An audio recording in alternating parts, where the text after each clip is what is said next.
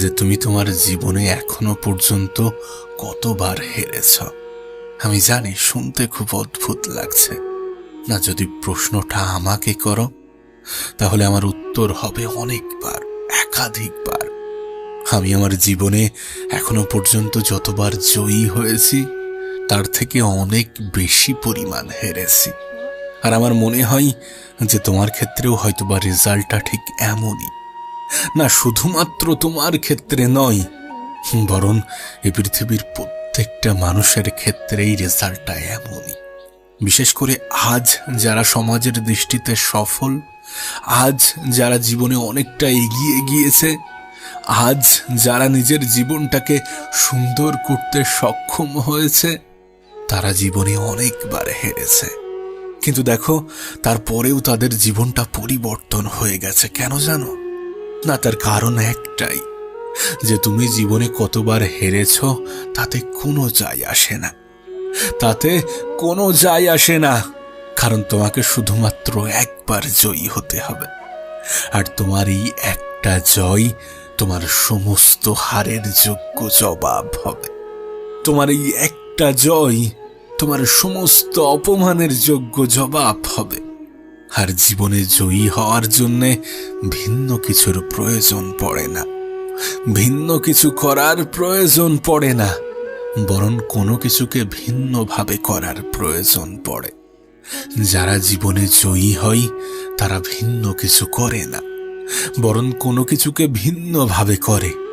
এবং তারা মনে করে যে তাদের লড়াইটা কোনো ক্ষুদ্র সময়ের জন্য নয়, বরং একটা বৃহৎ সময়ের লড়াই। যে লড়াইয়ে জেতার সব থেকে বড় অস্ত্র হচ্ছে মেহনত, যে লড়াইয়ে জেতার সব থেকে বড় ঢাল হচ্ছে ধৈর্য। মনে রেখো, তোমার জীবনের সফলতা, তোমার বিজয় শুধুমাত্র তোমার জীবনকে পরিবর্তন করবে না, বরং তোমার সাথে তোমার পরিবারের জীবনও পাল্টে যাবে। তোমার এই একটি বিজয় তোমাকে অবহেলার চোখে দেখা হাজারো মানুষের দৃষ্টিভঙ্গি পাল্টে দেবে। তারা যে ভুল ছিল এটা একটা তার প্রমাণ স্বরূপ কাজ করবে। আর তুমি যদি চাও যে ছেড়ে যাওয়া মানুষগুলো ফিরে আসুক, অবহেলা করা মানুষগুলো অনুভব করুক, অপমান করা মানুষগুলো আফসোস করুক, তুমি যদি চাও তাহলে শেষ নিঃশ্বাস পর্যন্ত চেষ্টা করো, নিজের সর্বত্র দিয়ে চেষ্টা করো, যেন তোমার মেহনত ৮-১০টা মানুষের জীবনের ইন্সপিরেশন হয়। মনে রেখো, মেহনত কখনো কাউকে ধোঁকা দেয় না। হয় লক্ষ্য অর্জিত হবে, আর না হলে অভিজ্ঞতা হবে। নিজেকে এতটাও দুর্বল হতে দিও না যে কারো অনুগ্রহের প্রয়োজন পড়ে। একটা কথা মনে রেখো, এই যুগটা একটু অন্যরকম, এই যুগটা একটু অন্যরকম। এখানে কেউ যদি তোমাকে সাহায্য করে তাহলে হয়তোবা কাজ শেষে সওদাও করবে। নিঃস্বার্থ ভালোবাসা এটা তো শুধুমাত্র সৃষ্টিকর্তার তরফ থেকে আসে। জীবনে কারোর থেকে অধিক সাহায্যের আশা রেখো না, বরং বিশ্বাস, আশা, আস্থা এগুলো নিজের উপরে রাখো। না, নিজের উপরে রাখলে জীবনে কিছু হোক না হোক অন্তত কষ্ট পাবে না।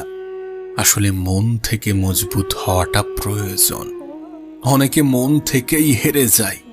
তোমার কাছে অনুরোধ করব, মন থেকে হেরে যেও না।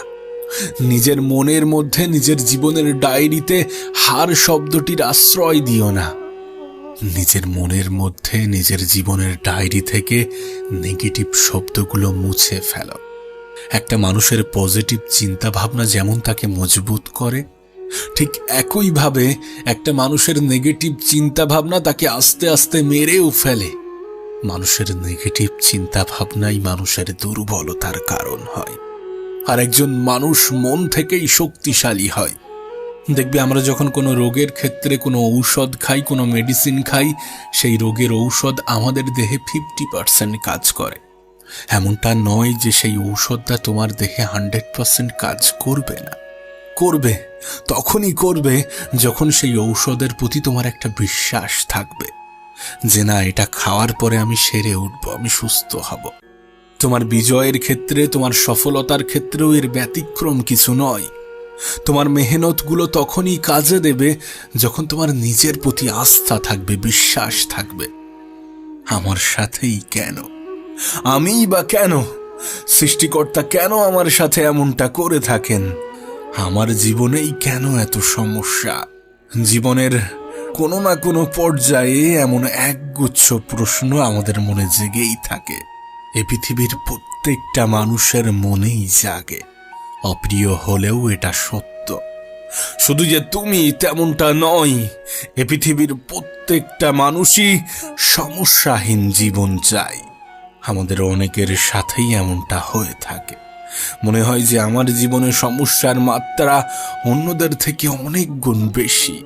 এটা যেমন সত্য, তেমন এটাও সত্য যে শুধুমাত্র তোমার জীবনে নয়, এ পৃথিবীর প্রত্যেকটা মানুষের জীবনেই সমস্যা আসে। কিছু মানুষ সমস্যাকে ভয় পায়, কিছু মানুষ হতাশার শিকার হয়, আবার এমনও কিছু মানুষ আছে যারা রুখে দাঁড়ায়, যারা নিজেকে পরিবর্তন করে। আর যারা নিজেকে পরিবর্তন করতে মোটেই পিছু পা হয় না, তাদেরকে পৃথিবীর কোনো শক্তি আটকাতে পারে না। কারণ তাদের সঙ্গ দিতে সৃষ্টিকর্তা মোটেই দ্বিধাবোধ করবে না। তোমার কাছে সমস্ত অপশন বর্তমান, তুমি কোনটা বেছে নেবে এটা তোমার বিষয়। কারণ জীবনটা তোমার, তাই সিদ্ধান্তটাও তোমার। তবে তোমাকে একটা কথাই বলবো, এটাই তোমার জন্য সঠিক সময়। না হতাশ হওয়ার নয়, বরং নিজেকে পরিবর্তন করার। দেখো, সমস্যাহীন জীবন কখনোই হয় না। আর যদি কোনো মানুষের জীবনে কোনো সমস্যা না থাকে, তাহলে সে মানুষ এই পৃথিবীতে কখনোই কোনো মূল্য পায় না। তোমার কাছে অনুরোধ করব, সমস্যাকে ভয় পেও না।